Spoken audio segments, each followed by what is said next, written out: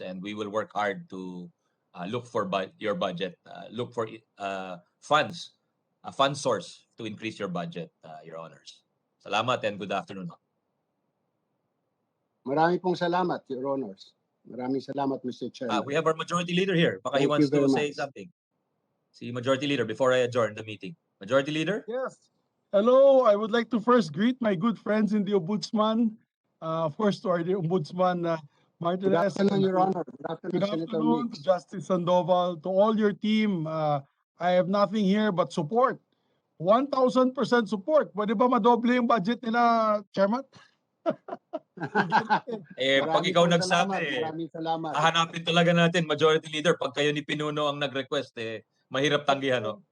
Tulungan natin sila. They're an integral Yes. part of governance. And I'm here to support and also second the motion to move for the approval of the budget, Mr. Chairman. Thank you very much. Lalong bumigat po yung request dahil nandyan na po yung ating Majority Leader, no less. The highest, one of the highest officials of the chamber, Your Honor. So thank you to him for his support.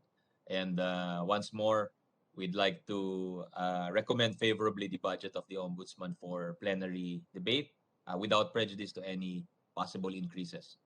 Thank you, Justice Sammy. Maraming pong salamat sa inyo. Maraming salamat for the continued support you're giving us. Thank you very much. Thank you. Umabol ako, Ombudsman. Binilisan ko yung kain ko kasi para maka-second na motion ako for the approval of your budget. Ang lakas nga ng Ombudsman sa iyo. Maraming salamat. Mahal ko kayo, Ombudsman, and of course all your Deputy Ombudsman and the agency itself. It's a very important agency. Mabuhay po kayo. Congratulations.